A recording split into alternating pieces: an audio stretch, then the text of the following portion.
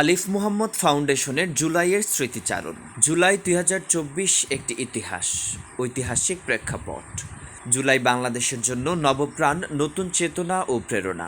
জুলাইয়ে ছাত্র জনতার আত্মত্যাগ দেশের নিষ্পেষণের চিত্রের পরিবর্তন হয়। জনতা শ্বাস ফেলে মুক্তভাবে নির্মলতার সাথে।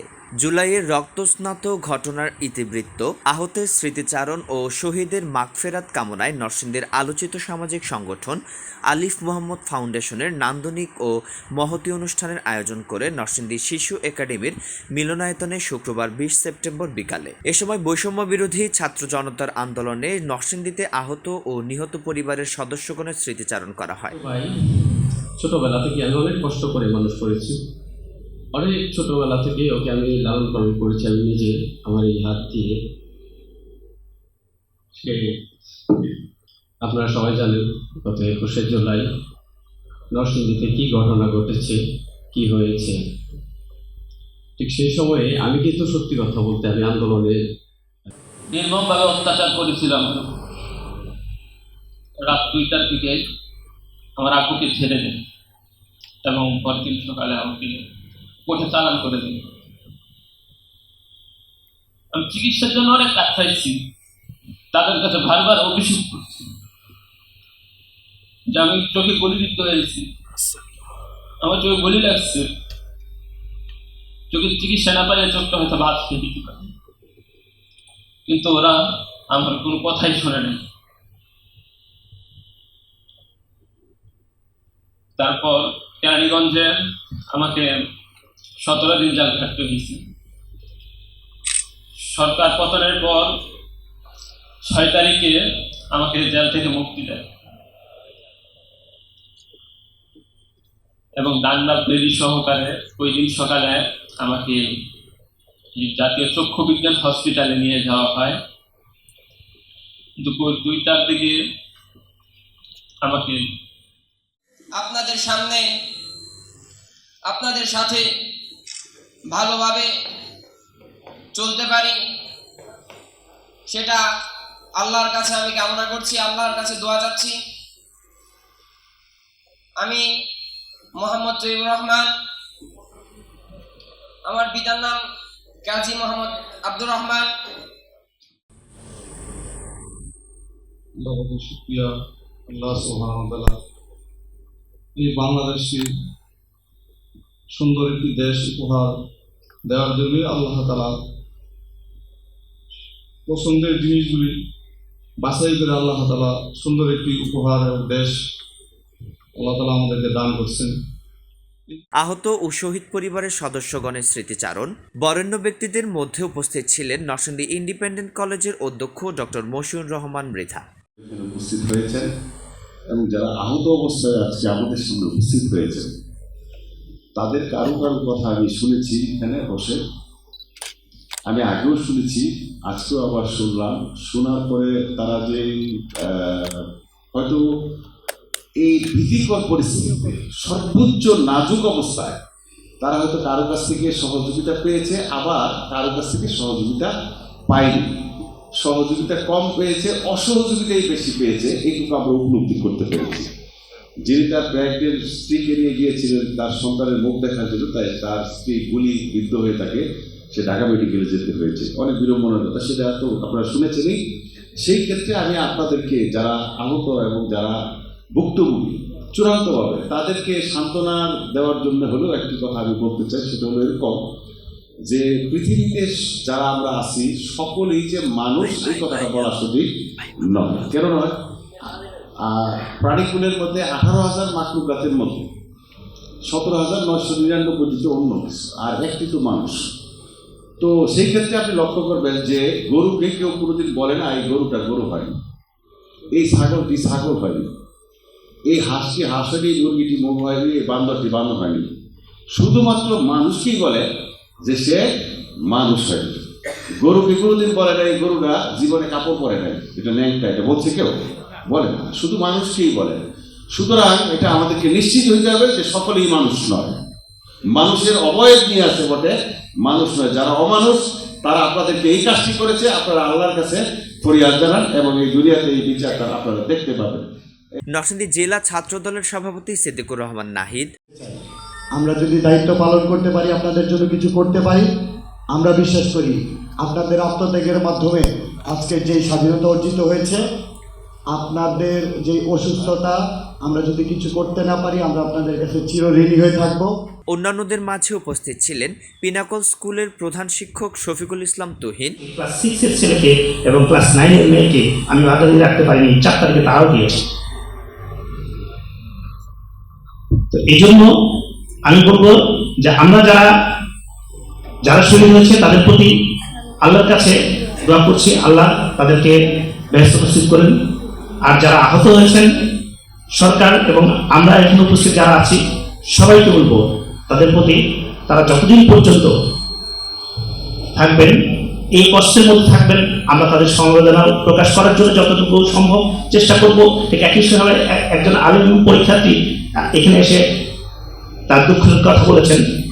আমি সরকারের কাছে এবং বিশ্ববিদ্যালয় কর্তৃপক্ষের কাছে আবেদন জানাবো, এই যে আলিম পরীক্ষার্থী, ইন্টারমিডিয়েট পরীক্ষার্থী যারা আহত হয়েছেন, যারা এই সময় পড়তে পারেননি, তাদের বিশেষভাবে হলেও বিশ্ববিদ্যালয়ে পড়ার সুবিধা হোক। বোখারি লুঙ্গির প্রোপাইটার আসাদুজ্জামান প্রমুখ। 5ই আগস্ট পর্যন্ত এই স্বৈর শাসকের কর্তৃক নিহত পরিবারের সদস্যবর্গ সকলের প্রতি আমার হৃদয়ের অন্তঃস্থল থেকে শ্রদ্ধা ও শুভেচ্ছা। সম্মানিত উপস্থিতি, আসলে আজকের এই সভায় কোনো কথা বলার পরই প্রস্তুতি আমার ছিল না, তারপরেও যেহেতু আমার নাম আসছে, আসলে যখন 16 তারিখে প্রথম আবু সাইদ এভাবে বুক উঁচিয়ে বলে বিদ্ধ হয়, সেই দৃশ্যটা দেখার পর বারবার মোবাইল থেকে কারেকশন করে নিচ্ছিলাম, আসলে এটা কি বাংলাদেশের ঘটনা কিনা, এটা কি সম্ভব কিনা। একটি মানুষের এত সাহস, যে সাহসের বীজ থেকে একটি রাষ্ট্রের সমান বৃক্ষ তৈরি হতে পারে, এমনটা কি বাংলাদেশেই হয়? এটাই সম্ভব। আসলে নিশ্চিত হলাম এটা বাংলাদেশের সন্তান আবু সাইদ, যিনি স্বৈর শাসকের শাহীকে দত্তক করে দেওয়ার জন্য, স্বাধীনতা আনয়নের জন্য আমাদের এই নতুন বাংলাদেশের বীজ বপন করেছিলেন।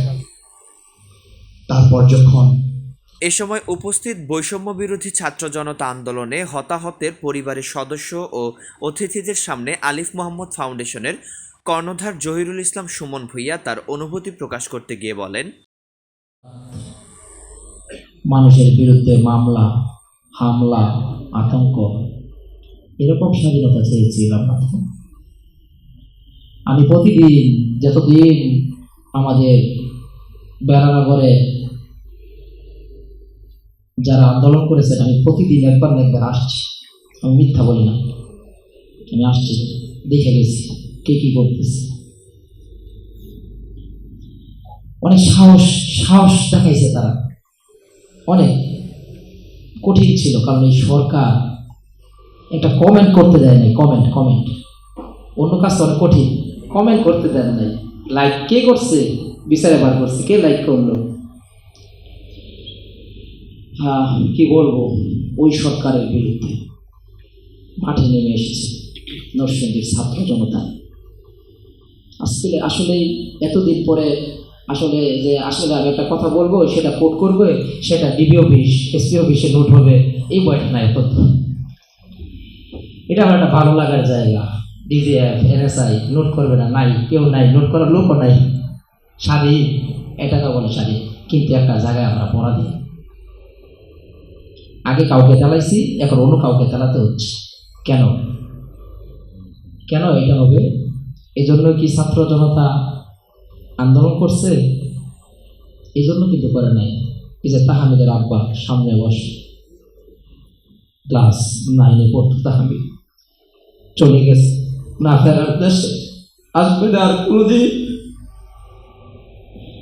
একমাত্র তাহমিদের বাবা বোঝে তার সন্তান আর বেদনা, আর কাউকে বোঝাবে না। আমি বলতে চাই নরসিংদীতে আজকের পর থেকে আমরা চেষ্টা করবো ইনশাল্লাহ কোনো ধরনের চাঁদাবাজি, মাদক, সন্ত্রাস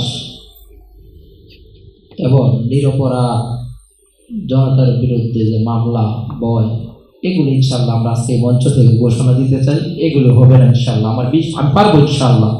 আপনারা সকলে থাকলে এটা সম্ভব। আসলে অনেক ব্যবসায়ীরা চাঁদা দিতে হচ্ছে, এখন কেউ বলে না। আমি 7 তারিখে আমি 7 তারিখে 5 লক্ষ টাকা দিয়েছি চাঁদা 5 জনের, তারা 20 লাখ টাকা চেয়েছে। তাদেরকে যে কোনোভাবে বোঝায় সক্ষম হয়েছি, 5 লাখ টাকা তাদেরকে 7 তারিখে দিচ্ছি।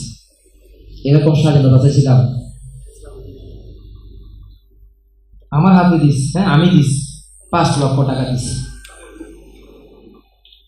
যদি আমাদেরকে বয়ের মধ্যেই থাকতে হয়, তাহলে কিসের স্বাধীনতা অর্জন করলাম আর কিসের এই অনুষ্ঠান আয়োজন? দরকার নাই তো, আমি মনে করি না।